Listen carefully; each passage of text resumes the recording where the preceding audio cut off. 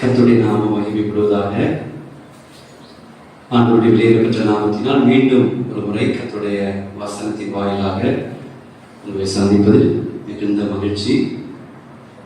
கர்த்தர் நம்மை இந்த நாள் நேர வரைக்கும் கிருபையாய் நடத்தி வந்தால் தொடர்ந்து இன்னைக்கும் கூட ஆண்டவருடைய வார்த்தையை நாம் கேட்போம். கடந்த வாரங்களில் நாம் இறைச்சல் அப்படிங்கிற வார்த்தையை நம்ம கேட்டுக்கிட்டு இருக்கோம். ஆமென். முதல் வாரங்கள் உங்களோட சொன்னேன், இறைச்சலை குறித்து ஒரு அறிமுகம், 7 விதமான இறைச்சலை சொன்னேன். கடந்த நாட்களில் மனுஷ முகம் கொண்ட ஒரு ஜீவனின் இறைச்சல் அப்படின்னு சொன்னேன். இன்னைக்கு எசேக்கியலின் புஸ்தகம் 1ஆம் அதிகாரம் 10வது வசனத்திலிருந்து நம்முடைய செய்தியை ஆரம்பிச்சு 2வது முகம், அதை நான் உங்களோடு சொல்ல போறேன். நான் வாசிக்கிறேன், நீங்க கவனிங்க. அவைகளுடைய முகங்களின் சாயலாவது வலது பக்கத்தில் 4 மனுஷ முகமும் சிங்க முகமும், இடது பக்கத்தில் 4 எருது முகமும் கழுகு முகமா இருந்தன. அப்ப முதலாவது ஒரு முகம் சொன்னேன், மனுஷ முகம். கடந்த வாரத்துல மனுஷ முகம் அது இயேசுவினுடைய ஸ்பாவத்தை, குணங்களை வெளிப்படுத்துது அப்படின்னு சொன்னேன். இன்றைக்கு 2வது முகம் சிங்க முகம்.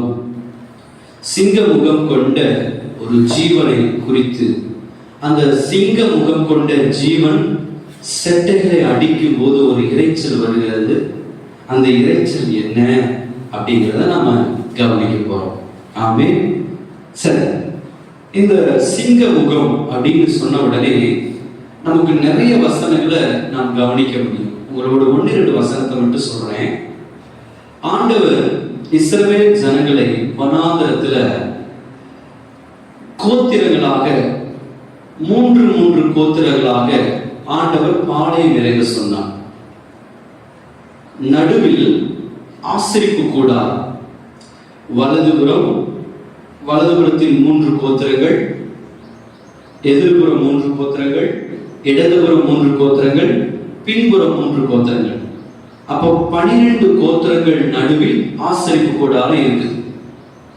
இப்போ ஆசரிப்பு கூடார இருக்கும்போது ஒவ்வொரு கோத்திரத்துக்கும் ஒரு தலைமையை கொடுத்து அந்த கோத்திரங்களுக்கு ஒரு கொடியை கொடுத்திருக்கிறார்.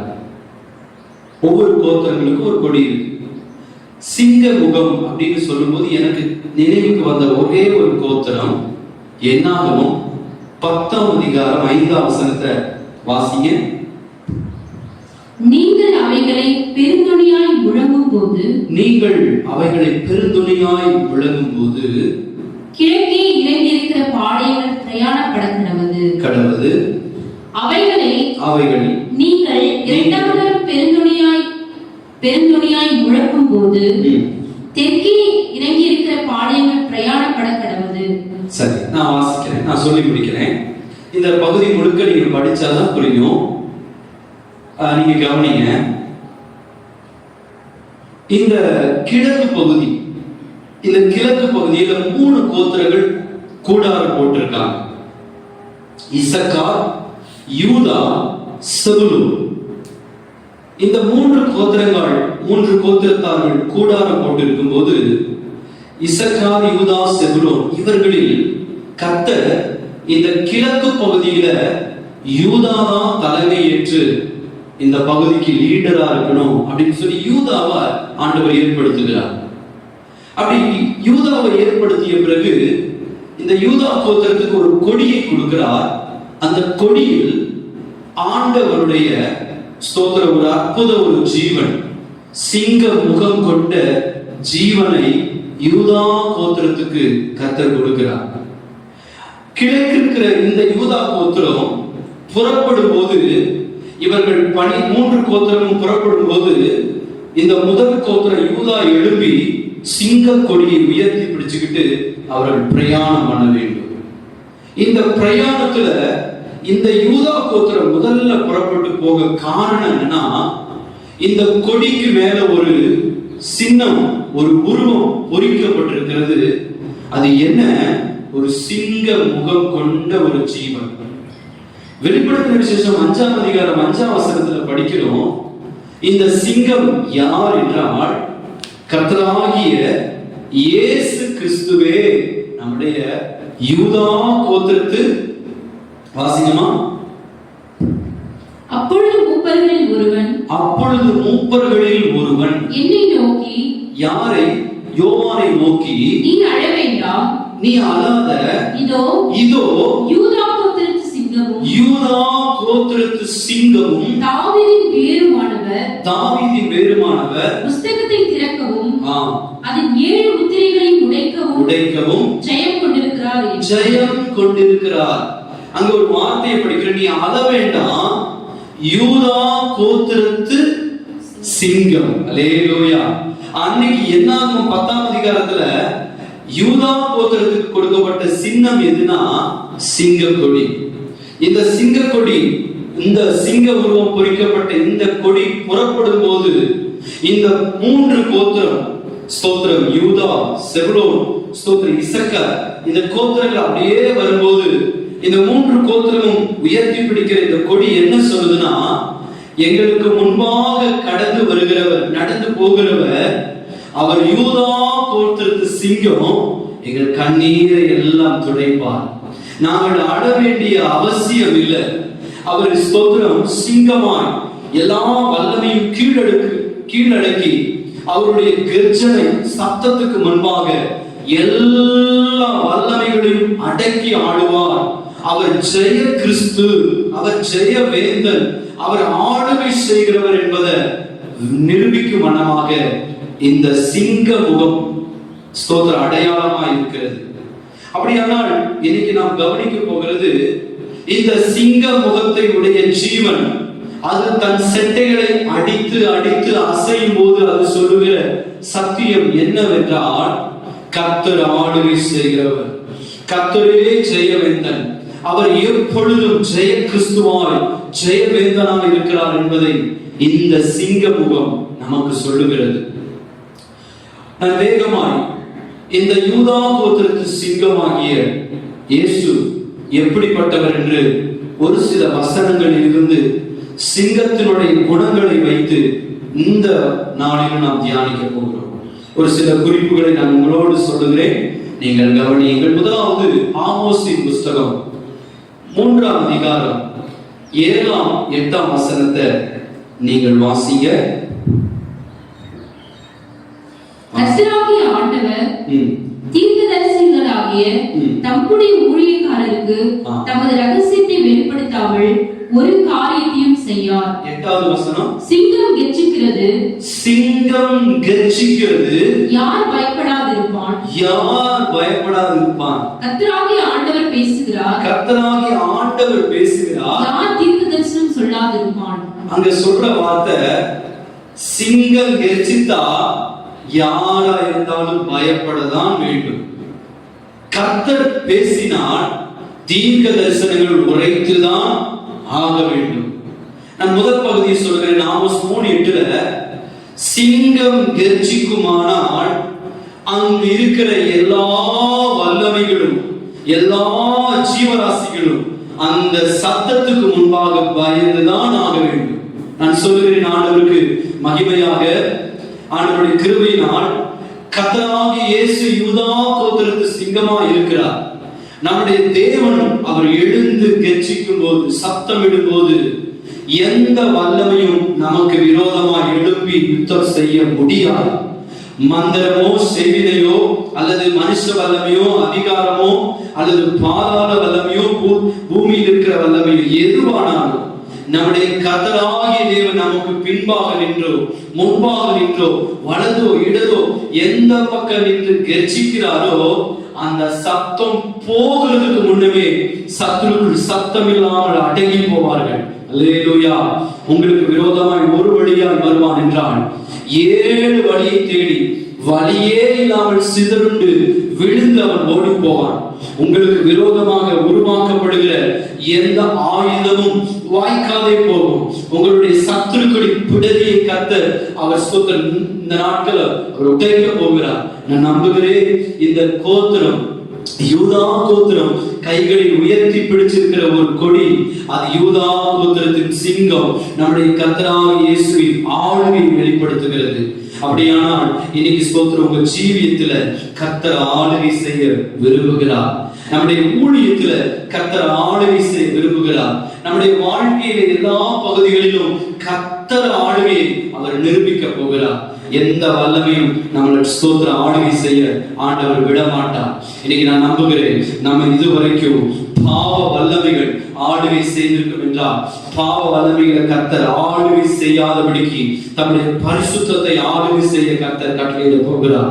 இதுவரைக்கும் வியாதி நம்முடைய வாழ்க்கையில சரீரத்துல ஸ்தோத்திர ஆளுகை செய்யும் என்றால், அந்த வியாதியை கர்த்தர் துரத்தி விட்டு தெய்வீக ஆரோக்கியத்தையும் ஆண்டவருடைய சுகத்தையும் ஆளுகை செய்ய அவர் கிருபை செய்ய போறார். இதுவரைக்கும் நம்முடைய கைகளின் பிரயாசத்துல சாபமும் சாப வல்லமைகளும் ஆளுகை செய்யும் என்றால், இனி கர்த்தருடைய ஐஸ்வரியத்தையும் நன்மைகளையும் ஆளுகை செய்ய கர்த்தர் அனுமதிக்க போகிறார். இதுவரைக்கும் நம்முடைய வாழ்க்கையில நம்முடைய மேல் அதிகாரிகள், மேல் இருக்கிற நபர்கள் நமக்கு அழுத்தம் கொடுத்து நெருக்கடிகள் கொடுத்து நம்மை ஆளுகை செய்திருப்பார் என்றால், இனி கர்த்தரே நமக்கு மேல் இருந்து பரிசுத்த ஆவியானவர் நம்மை ஆளுகை செய்ய போறார். ஆமென், அல்லேலூயா. நான் வேகமாய் வசனங்களை சொல்லுகிறேன், என்னோடு கூட வாசிங்க. இந்த முதலாவது சிங்க கொடி, இந்த சிங்க முகம் எதை வெளிப்படுத்துகிறது என்றால், கர்த்தர் ஆளுகை செய்கிறவர். இன்னைக்கு இந்த சிங்க முகம் நமக்கு சொல்கிற சத்தியம், ஒரு வெற்றி உள்ள ஒரு ஆளுகை அல்லது வெற்றி உள்ள ஜெய ஜீவியம் நமக்கு காண்பிக்கிறது. ஆமென். 1-2 வசனத்தை கவனிப்போம். ஆதியாகமம் 49ஆம் அதிகாரம் 9ஆம் வசனத்தை வாசிங்க.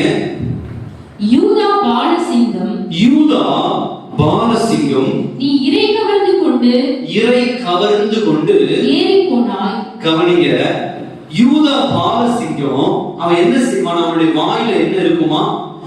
இரையை கவ்விக்கொண்டு அவன் இழுத்து கொண்டு அந்த இரையோடு கூட எப்பொழுதும் அவன் ஸ்தோத்திரம் கூடாரத்துக்குள்ள, அவனுடைய குகைக்குள்ள, அவனுடைய வீட்டுக்குள்ள வருவான் என்று சொல்லுகிறார். இந்த வார்த்தை முதலாவது சொல்லுகிறேன், இரையை கவர்ந்து இருக்கிற சிங்கமாக கர்த்தர் உங்களை வச்சிருக்கிறார். உங்க மேல கர்த்தர் ஒரு கிருபையை வச்சிருக்கிறார். அது என்ன கிருபைனா, இரையை சமதரித்து இரையை கவர்ந்து இருக்கக்கூடிய ஒரு சக்தியை உங்களுக்கு தேவன் தருகிறார். புலம்பலின் புஸ்தகம் 3ஆம் அதிகாரம் 10வது வசனத்தை வாசிங்க. அவர் எனக்கு பதிவிருக்கிற கரடியும் மறைவிடங்களில் தங்குகிற சிங்கமுமா இருக்கிறார். மீண்டும் ஒரு முறை, அவர் எனக்கு பதிவிருக்கிற கரடியும். ஆண்டவரை குறித்து சொல்லும்போது புலம்பல் சொல்லுகிற எரேமியாவுல, அவர் எனக்கு பதிவிருக்கிற கரடியும், பதிவிருக்கிற அதாவது பதிவிருக்கிற மறைஞ்சு நிற்கிற கரடியும், மறைவிடங்களில் தங்குகிற சிங்கமுமாய் இருக்கிறார். இது என்ன சம்பவம் சொன்னாதான் புரியும். இது சிறையிருப்பின் நாட்கள்ல எருசலேம் பாழாய் கிடக்கும் போது எரேமியா துக்கித்து புலம்புகிற புலம்பல் தான் இது. ஆனால் இந்த புலம்பல் 3:10 நான் வேற விதமாய் சொல்லுகிறேன். நீங்கள் இரையை கவர்ந்திருக்கிற ஒரு யூதா சிங்கம் மட்டுமல்ல, இது மறைஞ்சு நிற்கிற சிங்கமாய். நீங்க எப்பெல்லாம் உங்களை தேவனுக்குள்ள உங்களை மறைத்துக் கொள்கிறீங்களோ, தேவனுக்கு பின்பாக நீங்க மறைஞ்சு நிற்கிறீங்களோ, அப்ப தேவன் உங்களை மறுபடி வல்லமையாய் பயன்படுத்துவார். யோவான் ஸ்நானகனை எடுத்துக்கொள்ளுங்க. நான் சிறுகவும் அவர் பெருகவும். மறைஞ்சு நின்னா தன்னை ஒரு பெரிய தீர்க்கதரிசியாய் காட்டிக் கொள்ளல, தன்னை ஒரு மிகப்பெரிய ஒரு மனுஷனாய் நிரூபிக்க விரும்பல. எப்பொழுதும் தன்னை தாழ்த்தி தாழ்த்தி யோவான் ஸ்நானகன் இயேசுவை வெளிப்படுத்தினார். இந்த மனுஷனையே இவ்வளவு தன்னை தாழ்த்தினார் என்றால், நாம் நம்மை எவ்வளவாய் நம்மை தாழ்த்தி தேவனை அண்டிக் கொள்ள வேண்டும். நம்ம நல்ல ரோல் மாடல் இயேசுதான். உலகத்துல இயேசுவை விட ஒருவனும் தாழ்த்த முடியாது. எதை செஞ்சாலும், குருடனுடைய கண்களை தொட்டு சுகமாக்கினார், செவிலுடைய செவியை தொட்டு சுகம் கொடுத்தார், மரித்து போன சவங்களை உயிரோடு எழுப்பினார், 5 அப்பம் 2 மீன் 1000 கொடுத்தார், 7 அப்பம் சிறு மீன்களை பல ஆயிரங்கள் கொடுத்தார். அநேக அற்புதங்களை செய்து செய்து எல்லா மகிமையும் கர்த்தராகிய இயேசு பிதாவுக்கே ஸ்தோத்திரம் செலுத்தினார். எப்பொழுதும் பிதாவின் சித்தம் செய்வதே எனக்கு போஜனம் சொல்லி தன்னை தாழ்த்தினார். அப்படியானால் இந்த சிங்கத்தினுடைய ஒரு குணம் என்னன்னா, எப்பொழுதும் மறைந்து தேவனுக்குள்ள மறைஞ்சு நின்று கனி கொடுக்கணும். அதுதான் நம்முடைய குணம். ஆமென். ஸ்தோத்திரம். என்னாகும் 23-24 படிச்சீங்கன்னா, இந்த வனாந்தர பயணத்துல படிக்குமா, அந்த ஜனம் துஷ்ட சிங்கம் போல எழும்பும். இங்க பாத்தீங்கன்னா இஸ்ரவேல் ஜனத்தை குறித்து சொல்லப்பட்ட ஒரு தீர்க்க தரிசனம். துஷ்ட சிங்கம் போல எழும்பும், பால சிங்கம் போல நிமிர்ந்து நிற்கும். பால சிங்கம் போல என்ன செய்யுமா? நிமிர்ந்து நிற்கும். ஆமென். கரங்களை உயர்த்தி அல்லேலூயா. இந்த இடத்துல படிக்கிறோம், இந்த சிங்கம் எப்படின்னா அது கூனி குறுகி அது அப்படியே போகணும்னு சொல்லல, அது சிங்கம் நிமிர்ந்து நிற்கும். நான் ஆண்டவருக்கு மகிமையாய் சொல்லுவேன், ஆண்டவருடைய பிள்ளைகள் ஸ்தோத்திரம், அவர் யூதா கோத்திரத்தின் சிங்கமா இருந்தால் அவர் ஜனம், நீங்களும் அவருடைய பிள்ளைகள், நானும் அவருடைய பிள்ளைகள் தான். அப்படியானால் இங்கு சொல்லப்பட்ட இஸ்ரவேல் ஜனங்களை ஒரு அடையாளப்படுத்துகிறார், அது நிமிர்ந்து நிற்கிற ஒரு சிங்கமா. அப்படியானால் நாம் நம்முடைய ஜீவியத்துல எந்த சூழ்நிலையிலும் நாம் கூனி குறுகி போவதில்லை. நான் மகிமையாக சொல்லுகிறேன், யோசேப்பின் வாழ்க்கையில எல்லா கண்கள் காண 11 நம்முடைய சகோதரர்கள், தன் தகப்பன், தன் தாய், மறுமனையாட்டிகள் எல்லா கண்களும் காண யோசேப்பின் அரிக்கட்டுகள் நிமிர்ந்து நின்றது.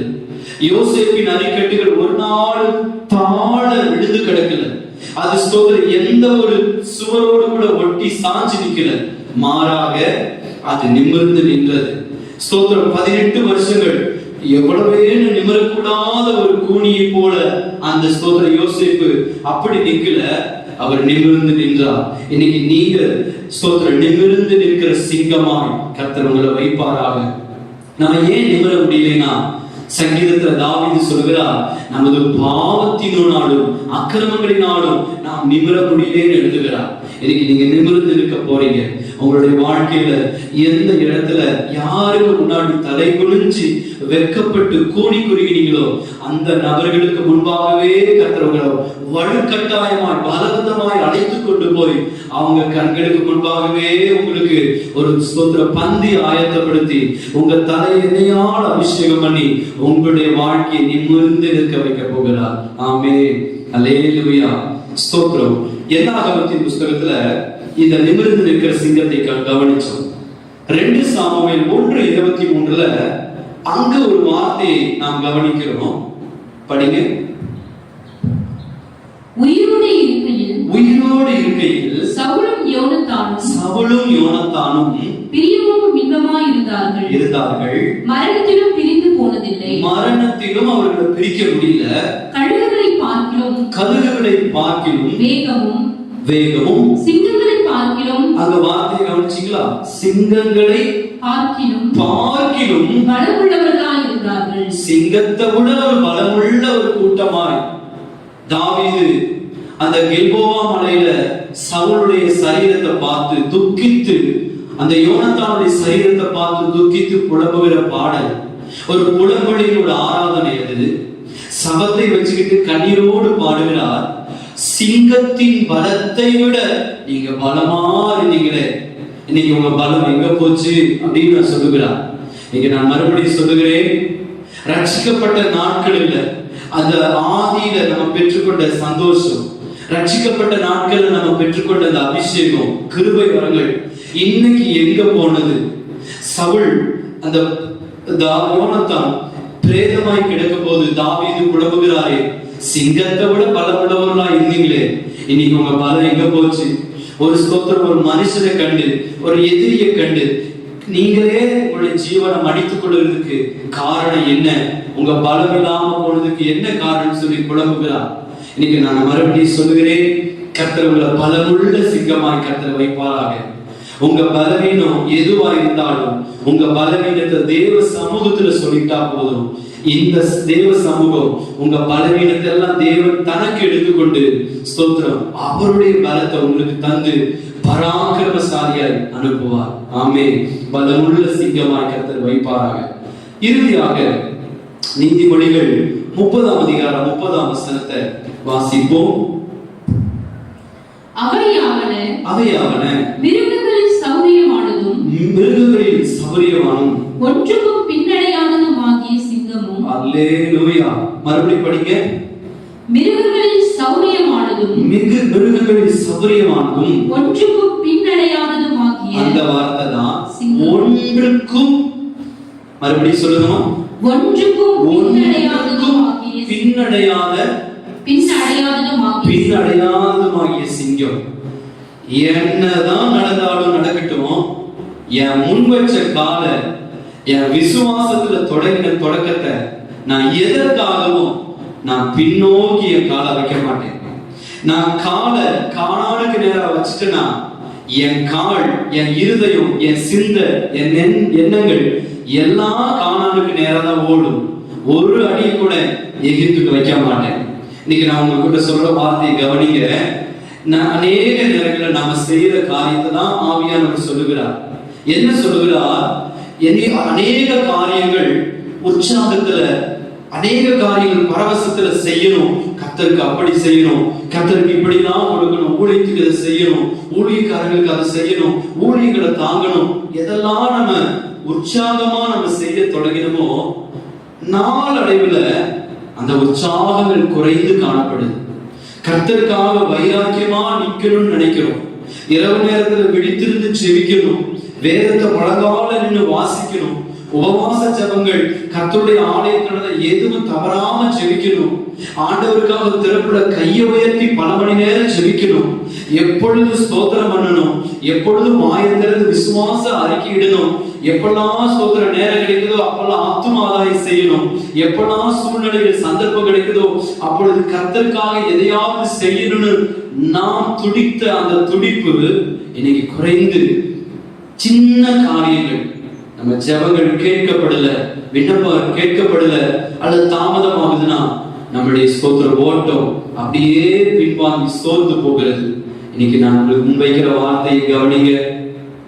இந்த வார்த்தை எண்ணிலிருந்து முதல்ல தொடங்கணும். அப்பா, எந்த சூழ்நிலையிலும் என் காலை நான் பின் வச்சிடக்கூடாது. காலேபை போல, யோசுவாவை போல, ஸ்தோத்திரம் 12 கோத்திரத்திலிருந்து 12 பிரபுக்கள் போனாங்க.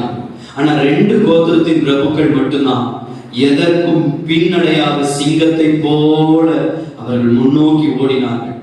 ஸ்தோத்திரம். இன்னைக்கு நாம் நம்முடைய ஜீவியத்துல ஆண்டவருக்காக கொடுத்தாலும் சரி, ஆண்டவருக்காக ஜீவனை தந்தாலும் சரி, தொடர்ந்து உற்சாகமா செயல்படுவோம். இன்னொரு வசனத்தையும் இதுக்கு இந்த எதற்கும் பின்னடையாததுக்கு ரிலேட்டடா நாம் வாசிப்போம். நீதிமொழிகள் 28:1 படிங்க. ஒருவனும் தொடராதிருந்தும் துன்மார்க்கர் ஓடி போகிறார்கள். ஒருவனும் தொடரல, ஆனா ஓடி போறாங்கம்மா. நீதிமான்களோ, இந்த வார்த்தையை கவனிப்போம், நீதிமான்களோ சிங்கத்தை போலே தைரியமாயிருக்கிறார்கள். அல்லேலூயா. இப்போ எதற்கும் பின்னடையாத ஒரு கூட்டமாய் மாறணும். இங்கு படிக்கிறோம் தைரியமா இருக்கணும்னு படிக்கிறோம். அப்படியானால் இந்த சிங்க முகம் கொண்ட இந்த ஜீவனுடைய இறைச்சல் எதையெல்லாம் சொல்லுதுன்னு படிச்சேன்.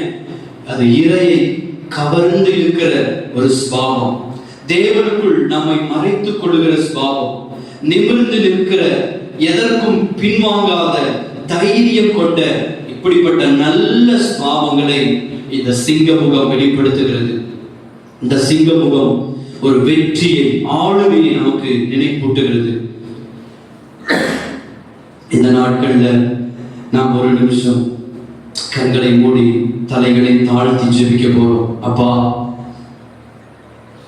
எனக்கு முன்பாக சிங்க முகம் பதிக்கப்பட்ட யூதா கோத்திரத்தின் சிங்கம், அந்த கொடி எனக்கு முன்பாக கடந்து போகிறது. எனக்கு ஒரு வெற்றி உண்டு, எனக்கு ஒரு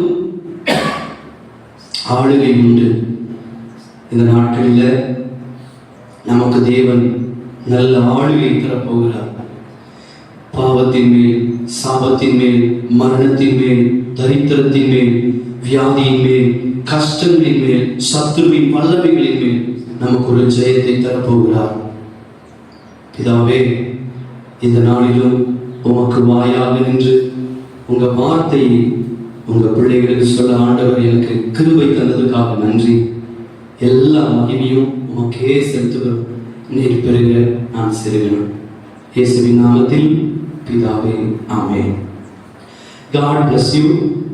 கர்த்தர் நம்மை ஆசீர்வதிப்பார். தொடர்ந்து கர்த்தருடைய கிருபை நம்மோடு கூட